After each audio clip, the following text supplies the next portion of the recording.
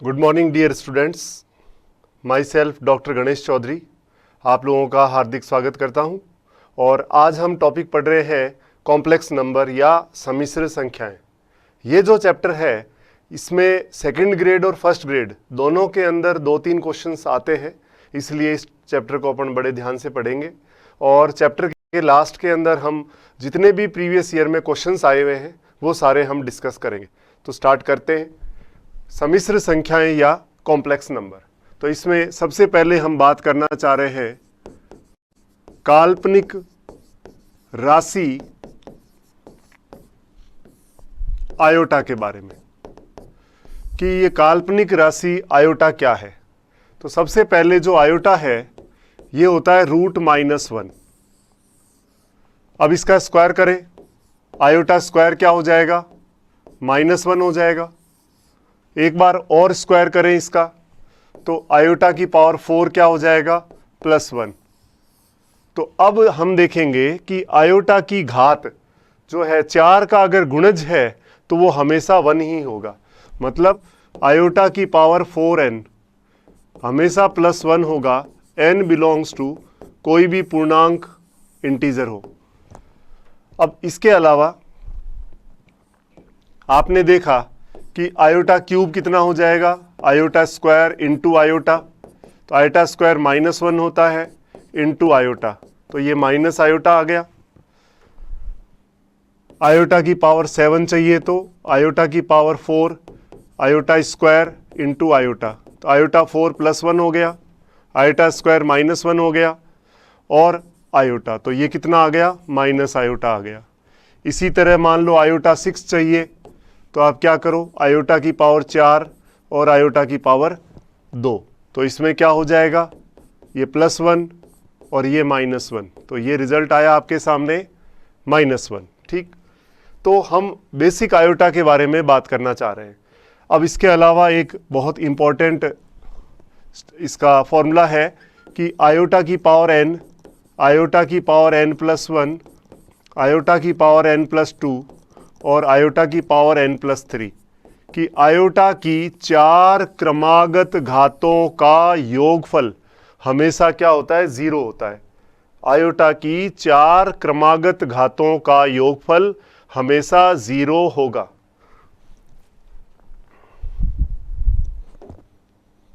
देखिए आप इसमें इसको प्रूव करते हैं। LHS लिया आपने, आयोटा की पावर n, n+1, n+2 और n+3, ये हमने इसका लेफ्ट हैंड साइड ले लिया, इसको हमें प्रूव करना है। तो देखिए क्या किया, आयोटा की पावर n आपने कॉमन ले लिया, तो इसमें 1 बच गया, आयोटा की power 1, iota square, iota cube.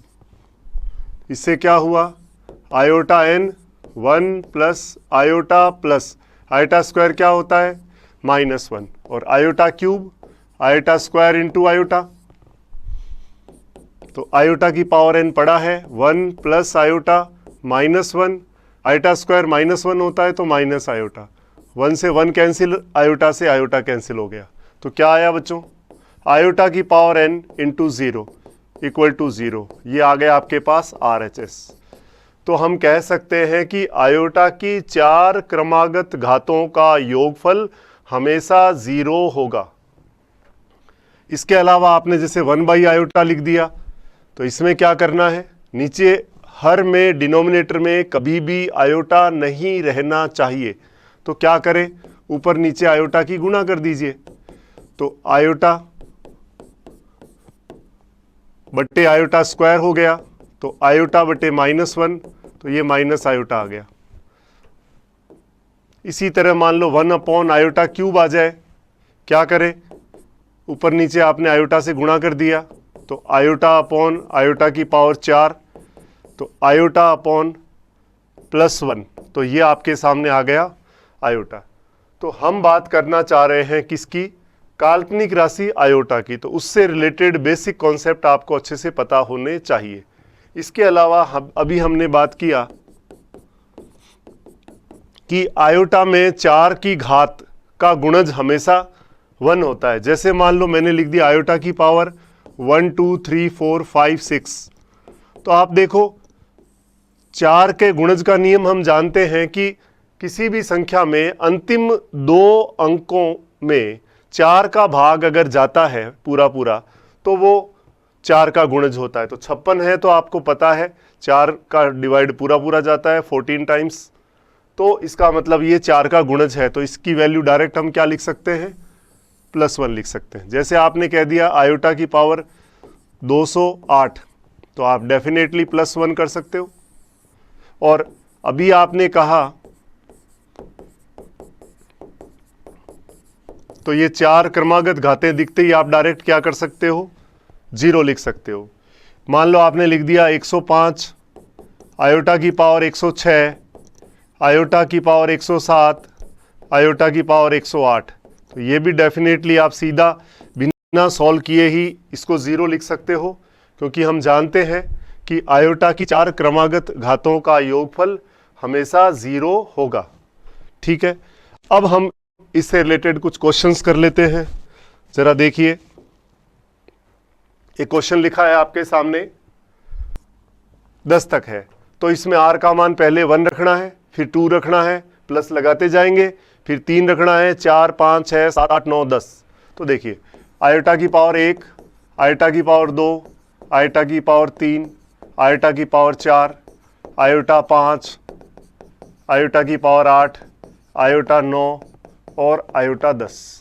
इस समेशन r बराबर 1 से 10 आयोटा की पावर r का ये मतलब है।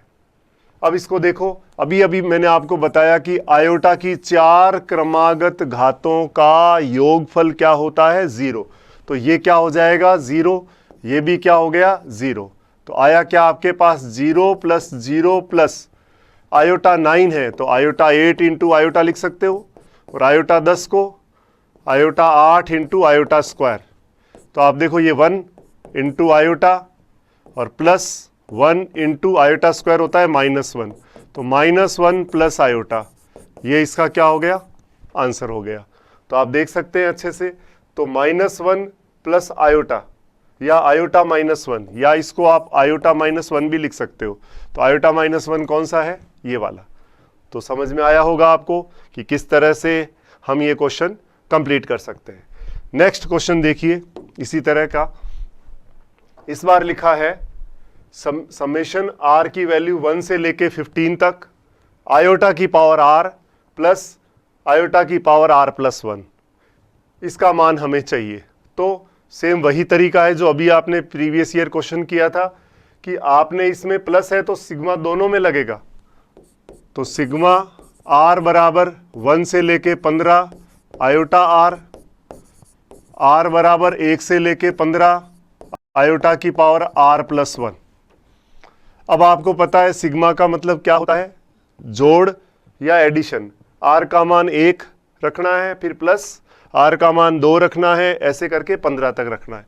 तो iota 1, iota 2, iota cube, iota 4 करते करते आयोटा की पावर 15, ये आपने रख दिया इसको, और प्लस ये जो आपके सामने है r का मान 1 रखा तो आयोटा स्क्वायर से शुरू होगा, आयोटा 3, आयोटा 4, आयोटा 5, लास्ट में आपने आयोटा r का मान 15 रखा तो आयोटा 16 हो जाएगा। अभी हमने पढ़ा कि आयोटा की 4 क्रमागत घातों का योगफल हमेशा क्या होता है, 0 होता है। तो इसमें अगर हम गौर से देखेंगे तो इसमें एक काम करता हूं, आयोटा 16 जोड़ देता हूं और आयोटा 16 घटा देता हूं। उससे फायदा क्या होगा कि हमें पता है कि 4 4 के 4 सेट बन जाएंगे, 1 से 4, 5 से 8, 9 से 12 और 13 से 16। तो इस तरह से 4 बन जाएंगे। तो ये सारे आपके पास, और लास्ट में आपके पास क्या आया, माइनस आयोटा 16 बच गया इसमें। इसी तरह इसमें देखो, एक काम करें, प्लस आयोटा और माइनस आयोटा कर दे, उससे क्या होगा, आयोटा की पावर 1 से लेके 16 तक, इसमें भी 4 4 के 4 सेट बन जाएंगे। तो 0 और लास्ट में आपके पास क्या आया, माइनस आयोटा आया। तो फाइनली आयोटा की पावर 16 है, 4 का गुणज है, इसका मतलब क्या हो गया 1, तो ये -1 आ गया, प्लस और ये माइनस आयोटा है, तो रिजल्ट आया -1 माइनस आयोटा। ये इसका आंसर हो जाएगा। तो आपको समझ में आया होगा, बहुत ही सिंपल क्वेश्चन है और इस तरह का क्वेश्चन आता भी है पेपर में। एक क्वेश्चन और देखते हैं, ये भी आपका आयोटा से रिलेटेड क्वेश्चन है। जरा ध्यान दें क्या करेंगे आप इसमें। मैंने अभी आपको बताया कि आयोटा में अगर 4 का गुणज है तो वो कितना होगा, वो 1 होगा। तो 205 है तो आयोटा की पावर आपने 204 अलग कर दी और एक आयोटा अलग कर दिया। 3 आयोटा की पावर 404 अलग कर दिया और आयोटा क्यूब अलग कर दिया। -2 आयोटा 709 है तो 704 अलग कर दिया और आयोटा 3 अलग कर दिया। फिर आगे देखिए, 9 आयोटा 504 अलग कर दिया और आयोटा 3 अलग कर दिया। नीचे भी ऐसा ही 9 आयोटा की पावर 2004 प्लस 6 आयोटा 700 अलग कर दिया और आयोटा स्क्वायर अलग कर दिया, प्लस 5 आयोटा 4004 अलग कर दिया और आयोटा स्क्वायर अलग कर दिया। मैंने क्या किया है, 4 के गुणज वाला आयोटा पावर अलग की है और बाकी बची हुई अलग करी है। अब जरा गौर से देखें, ये क्या हो जाएगा, 204 है तो लास्ट में 04 है, 4 का गुणज है, 4 का भाग जाता है उसमें, तो ये तो 1 हो गया। तो बचा क्या, आयोटा प्लस 3, ये भी देखो 04 है पीछे, 1 हो गया। आयोटा क्यूब क्या बताया था, माइनस आयोटा, माइनस का 2, ये भी देखो 04 है, कितना हो गया, 1 हो गया ये, और आयोटा क्यूब होता है माइनस आयोटा, प्लस 9, ये भी देखो 04 है तो 1 हो गया और आयोटा क्यूब हो गया माइनस आयोटा। और नीचे देखो 9 04 है तो इंटू 1 हो गया, प्लस 6 00 है तो 4 का भाग जाएगा तो इंटू 1 और आयोटा स्क्वायर हो गया -1, प्लस का 5 04 है तो ये तो 1 हो गया, आयोटा स्क्वायर हो गया -1। तो फाइनली देखिए क्या आया, आयोटा -3 आयोटा और प्लस 2 आयोटा और माइनस का 9 आयोटा, और नीचे आपके पास है 9 -6 और माइनस का 5, 9 -6 और -5। तो देखिए कितना हुआ, 9 और 3 12 आयोटा, 12 में से 3 गया, मतलब ये और ये तो कट गया, -9 आयोटा ऊपर, और नीचे देखिए 6 और 5 11, 11 में से प्लस 9 गया तो माइनस का 2 बच गया। ठीक है, तो ये कितना हुआ, 9/2 आयोटा, ये इसका क्या हो गया, आंसर हो गया। तो बहुत अच्छे से आपको समझना है इस क्वेश्चन को। तो कुछ नहीं किया, जितना भी आपको एक्सपेंशन ये दे रखा है, केवल आपने इतना ही किया है कि इसमें आयोटा की घात जो 4 का गुणज है उसको हम 1 कर देंगे और बाकी जो घात बचेगी उसको हम नॉर्मली सॉल्व कर लेंगे। एक क्वेश्चन और देखिए, उसी पैटर्न का ही है कि आयोटा की power r plus 1 r plus 2, ये 2 है और r की वैल्यू 1 से लेके 23 तक है।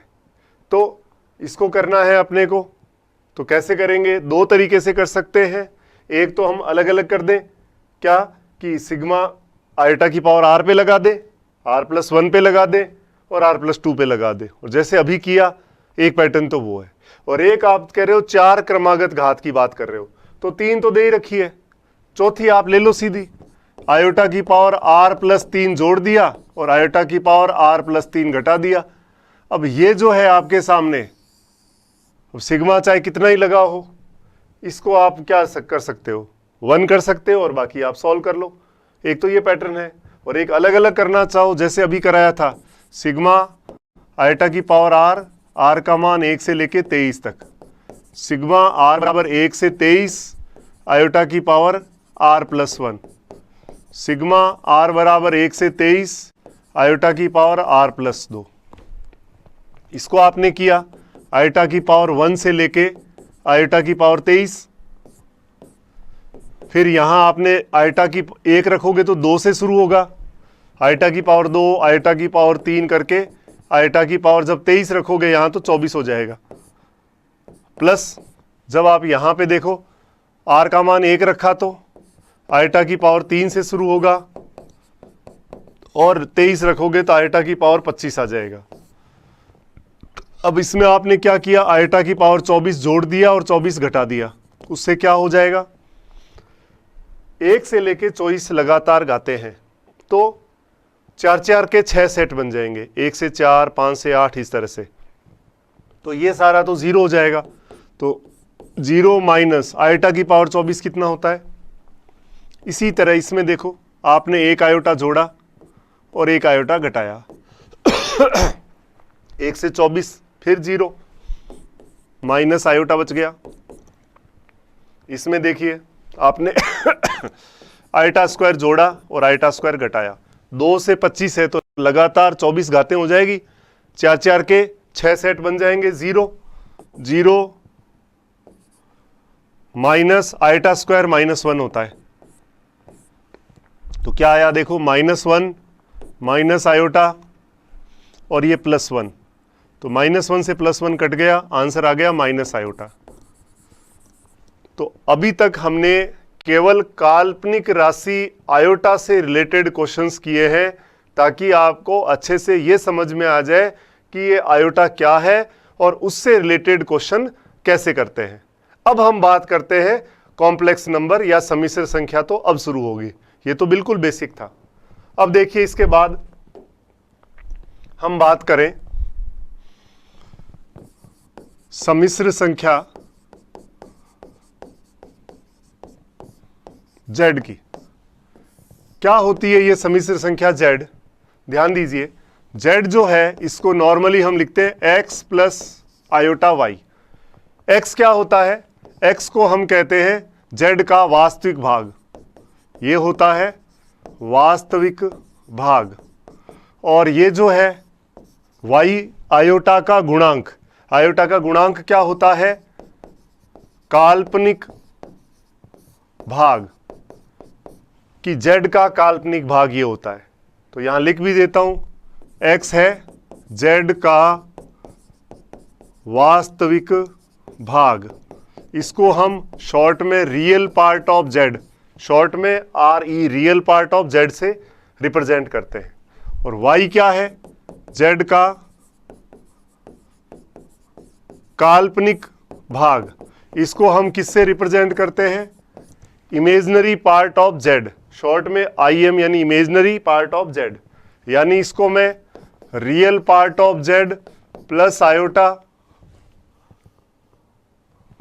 प्लस आयोटा और इमेजिनरी पार्ट ऑफ z, इस तरह से हम इसको लिख सकते हैं। तो सबसे पहले आपने z बराबर x प्लस आयोटा y लिखा, x वास्तविक भाग है, y काल्पनिक भाग है, और इसको real part of z plus iota imaginary part of z की फॉर्म में लिख सकते हैं। अब आप कहोगे कि सम्मिश्र संख्या का ज्यामितीय निरूपण क्या होता है? सम्मिश्र संख्या z का ज्यामितीय निरूपण।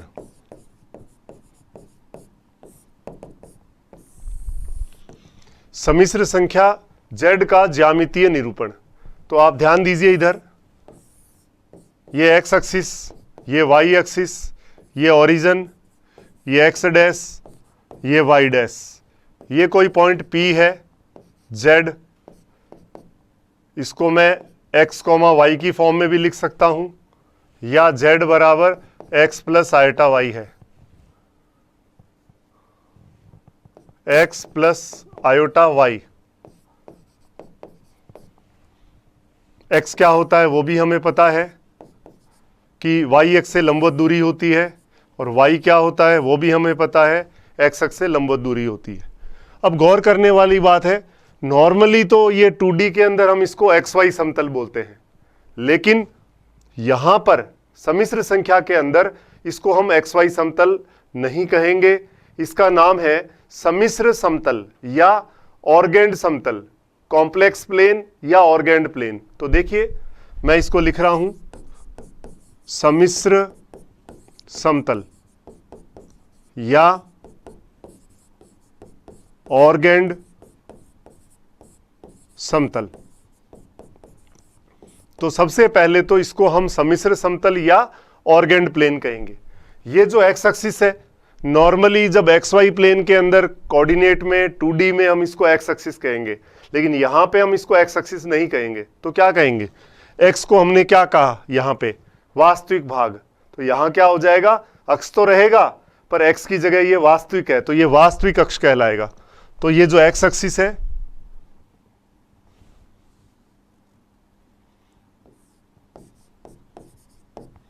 ये जो है वास्तविक अक्ष, और जो ये वाई एक्सिस है इसको वाई एक्सिस नहीं कहेंगे, क्योंकि यहां देखो वाई को क्या कहा? काल्पनिक भाग। तो ये एक्सिस कौन सा हो जाएगा?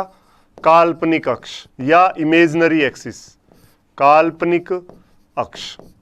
तो सबसे पहली बात, एक्स अक्ष को वास्तविक अक्ष कहेंगे, वाई एक्सिस को काल्पनिक एक्सिस कहेंगे, मतलब रियल एक्सिस हो गया एक्स एक्सिस, इमेजिनरी एक्सिस हो गया वाई एक्सिस। और इस एक्स वाई समतल को हम क्या कहेंगे यहाँ पे? सम्मिश्र समतल या ऑर्गेंड समतल, यानी कॉम्प्लेक्स प्लेन या ऑर्गेंड प्लेन, ये हमें ध्यान रखना है। तो और P पॉइंट जो x प्लस आयोटा वाई है, इसको हम क्रमित युग्म या ऑर्डर्ड पेयर के रूप में लिखना चाहें तो क्या लिखते हैं? x कॉमा वाई की फॉर्म में। x क्या है? y एक्सिस से लंबवत दूरी, perpendicular distance from y axis. और y कोऑर्डिनेट क्या है, या इसका इमेजिनरी पार्ट जिसको हम कहेंगे वो है x अक्ष से लंबवत दूरी, perpendicular distance from x axis. तो ये बेसिक हमें पहले पता होना चाहिए। अब इससे आगे बढ़ते हैं। देखिए अब हम बात करें इसके अंदर सम्मिश्र संख्या के अंदर, अभी तक हमने केवल सम्मिश्र संख्या z के बारे में बात करी है। अब हम बात करें कि दो सम्मिश्र संख्याओं का योगफल, दो सम्मिश्र संख्याओं का योगफल। योगफल कैसे करते हैं? आपने माना z1 ले लिया a प्लस आयोटा b और z2 ले लिया a minus iota b, sorry z2 आपने ले लिया c प्लस आयोटा d। तो z1 प्लस z2 करना है, आपने इसको लिखा a plus iota b plus c plus iota d। तो वास्तविक भाग में वास्तविक भाग जुड़ेगा, काल्पनिक भाग में काल्पनिक भाग जुड़ेगा या घटेगा, जो भी है। तो a plus c plus iota common आ जाएगा इसमें और इसमें, और b प्लस d, ये ऐसे करना है। ये तो हो गया योग। अब हम बात करें अंतर की, कि घटाव कैसे करेंगे? तो z1 माइनस z2 चाहिए, तो a plus iota b minus c plus iota d। तो जैसे जोड़ा था वैसे ही घटाएंगे, वास्तविक में वास्तविक घटेगा, काल्पनिक में काल्पनिक घटेगा। तो क्या आया देखिए, a माइनस c, और इसमें आयोटा कॉमन ले लीजिए, और क्या आया? b माइनस d, अंतर हो गया। अब हम बात करें गुणन की, कि गुणा कैसे करते हैं। सम्मिश्र संख्याओं का गुणन के बारे में बात कर रहे हैं। तो z1 गुणा z2 करना है, तो a प्लस आयोटा b गुणा c प्लस आयोटा d। तो गुणा करिए, a को पहले c से गुणा किया तो ac आ गया, a को फिर आपने आयोटा d से गुणा किया तो आयोटा ad आ गया, आयोटा b को आपने c से गुणा किया तो आयोटा bc आ गया, और फिर आयोटा b को आपने आयोटा d से किया तो आयोटा स्क्वायर bd आ गया। तो क्या आया देखो, ac आयोटा स्क्वायर -1 होता है, ये bd plus iota ad plus bc। यानी जब हम दो सम्मिश्र संख्याओं की आपस में गुणा करते हैं तो वास्तविक भाग कब आता है? जब रियल पार्ट को रियल पार्ट से गुणा करते हैं, और जब इमेजिनरी पार्ट को इमेजिनरी पार्ट से गुणा करते हैं। काल्पनिक को काल्पनिक से करेंगे तो आयोटा स्क्वायर की वजह से माइनस आ जाएगा, वो वास्तविक हो जाएगा। और काल्पनिक कब आएगा? इमेजिनरी तब आएगा जब एक वास्तविक और एक काल्पनिक हो, मतलब एक रियल और एक इमेजिनरी, उनकी गुणा करेंगे तो काल्पनिक आएगा। तो ये हमें कुछ बेसिक पता होना चाहिए। हमने अभी जोड़ के बारे में बात करी, अंतर के बारे में बात करी, और गुणा के बारे में बात करी। भाग करने से पहले हमें सम्मिश्र संख्या का संयुग्मी के बारे में अच्छे से पता होना चाहिए। तो देखिए हम बात करना चाह रहे हैं सम्मिश्र संख्या का संयुग्मी, conjugate of a complex number. किसी कॉम्प्लेक्स नंबर का कॉन्जुगेट या संयुग्मी संख्या क्या होती है उसके बारे में बात कर रहे हैं। आपने कहा किसी सम्मिश्र संख्या z बराबर x प्लस आयोटा वाई के संयुग्मी को z बार से दर्शाते हैं तथा z बार क्या हो जाएगा, x माइनस आयोटा वाई। तो आप गौर करिए, z था आपका x प्लस आयोटा वाई और z बार क्या है, x माइनस आयोटा वाई। यानी संयुग्मी में क्या फर्क आया है, केवल आयोटा के आगे का चिन्ह बदला है और कुछ नहीं किया। यानी आपने z लिखा था x प्लस आयोटा वाई, इसको आप x कोमा वाई की फॉर्म में लिख सकते हो। z बार क्या है, x माइनस आयोटा वाई, तो ये है x कोमा माइनस वाई। तो इस सम्मिश्र संयुग्मी का अगर हम ज्यामितीय निरूपण देखें, ज्यामितीय व्याख्या देखें तो क्या है वो भी हम इसमें अच्छे से क्लियर कर सकते हैं। ये निर्देशांक से हमें पता लग रहा है, आइडिया हो रहा है। क्या है देखिए, ये आपका P पॉइंट है Z, जिसको हमने x कोमा वाई या x प्लस आयोटा वाई लिखा है। ये x एक्सिस, ये मूल बिंदु, ये y एक्सिस, ये x डैश, ये y डैश। तो ये x कोमा वाई है और ये x कोमा माइनस वाई है। तो हमें पता है नॉर्मली जब हम 2D के अंदर सरल रेखा और बिंदु पढ़ते हैं तो इसमें, और ये पहले में, ये चौथे में है, तो ये जो है ये x अक्ष के सापेक्ष इसका प्रतिबिंब या इमेज है। तो अगर मैं इसकी इमेज यहां बनाऊंगा, ये P डैश या Z बार, ये क्या है, x कोमा माइनस वाई है, मतलब x माइनस आयोटा वाई। तो इसका मतलब क्या हुआ, z बार क्या है, z बार क्या है, बिंदु P Z की वास्तविक अक्ष मतलब x अक्ष के सापेक्ष इमेज या सापेक्ष प्रतिबिंब है ये। तो आपने देखा z बार क्या है, तो ये दिख रहा है साफ साफ कि x कोमा वाई है और ये x कोमा माइनस वाई है। ये पहले में, ये चौथे में है। तो x अक्ष के सापेक्ष ये इसका प्रतिबिंब है। x अक्ष का मतलब यहां वास्तविक अक्ष होता है। तो किसी सम्मिश्र संख्या का जो संयुग्मी z बार है वो क्या होगा, वो आपके उस पॉइंट P Z का वास्तविक अक्ष के सापेक्ष प्रतिबिंब होगा। तो आपने इसको बना दिया। अब देखिए इसके बाद इसमें इसकी प्रॉपर्टी देखें अपने, सम्मिश्र संख्या Z के संयुग्मी के गुणधर्म। सम्मिश्र संख्या Z के संयुग्मी के गुणधर्म, गुणधर्म के बारे में बात कर रहे हैं। आपने कहा, माना आपके पास Z है, मान लो x प्लस आयोटा वाई, तो हम z बार की बात, z बार भी हमें पता है x माइनस आयोटा वाई होगा। तो पहला गुणधर्म या पहली प्रॉपर्टी है बार का बार, दो बार बार लगाओगे तो वापस क्या आ जाएगा, z। कैसे आएगा देखिए ध्यान से, आपने z लिखा -3 + 4 आयोटा, सपोज एक बार बार किया तो क्या आया, आयोटा के आगे का साइन बदल गया। एक बार और बार लगाया तो वापस चेंज यही करना है, तो -3 + 4 आयोटा, तो आप देख सकते हो z आ गया। इसके अलावा सेकंड है कि जोड़ में, घटाव में, गुणा में, भाग में अगर बार लगा है तो वो बार ब्रेक हो जाएगा। कैसे, Z1 + Z2 या माइनस भी है साथ में, चलो प्लस माइनस अलग अलग लिखेंगे। Z1 + Z2 का बार है तो Z1 बार + Z2 बार, तो ये बार अलग अलग हो जाएगा। जैसे पापा टॉफी लाते हैं, घर में जितने बच्चे होते हैं सबको मिलती है, वैसे ही जोड़ या घटाव में जितने भी कॉम्प्लेक्स नंबर है, होल बार लगाया हुआ है तो वो सब पे लगेगा। इससे आप ये भी लिख सकता हूं, जैसे मान लो Z1 plus Z2 plus Z3 plus मान लो n सम्मिश्र संख्या है और ये बार है, तो इसको आप तोड़ सकते हो अलग अलग में।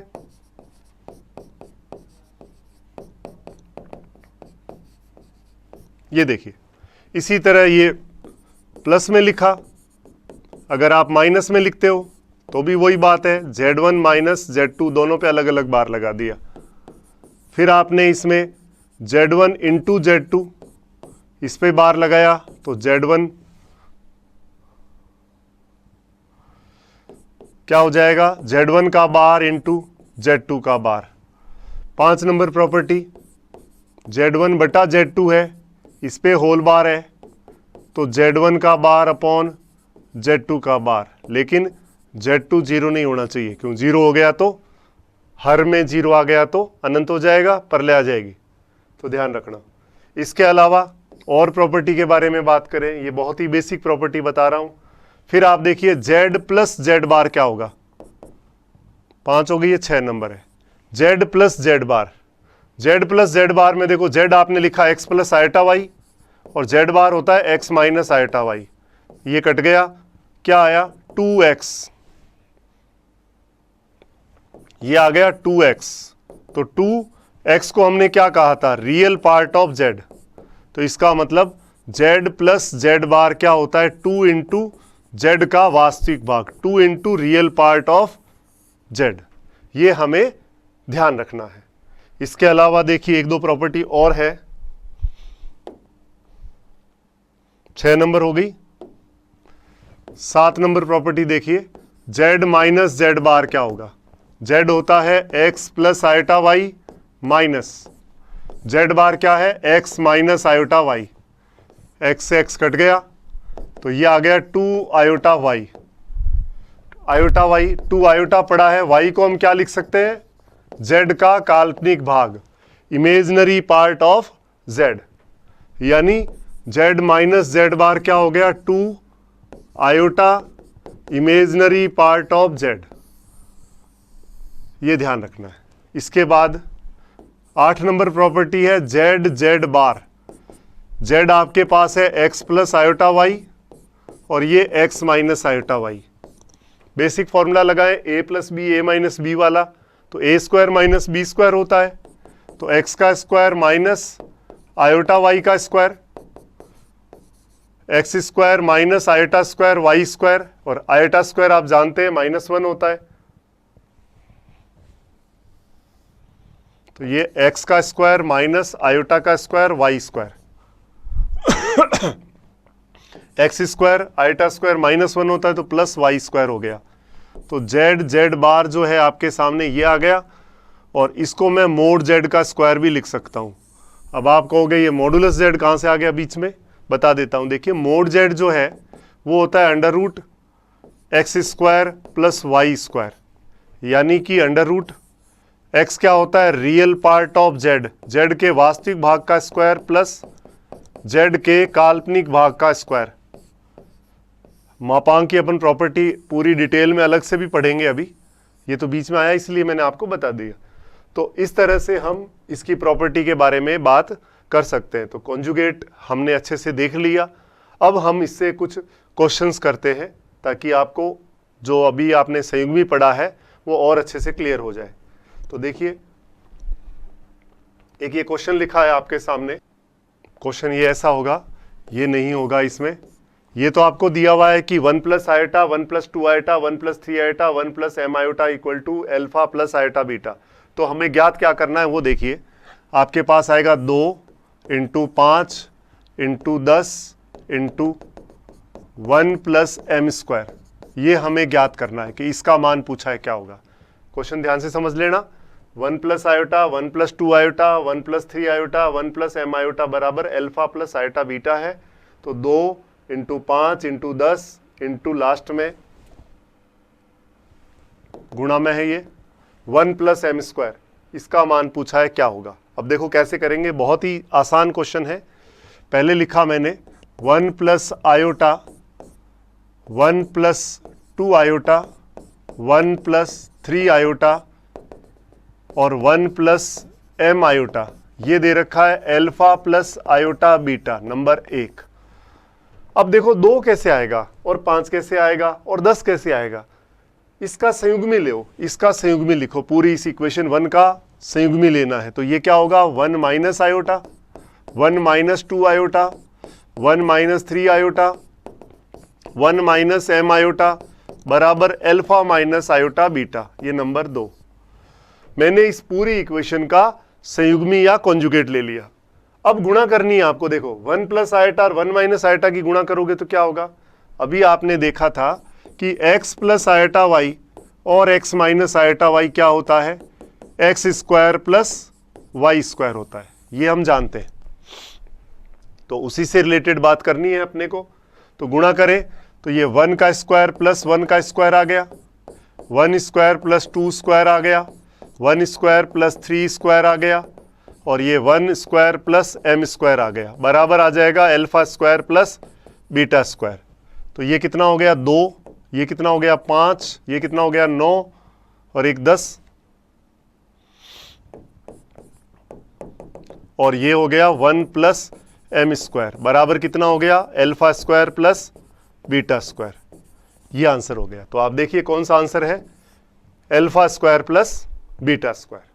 चलो आप आज इतना ही देखते हैं और नेक्स्ट हम कल नेक्स्ट क्लास में देखेंगे। Thank you.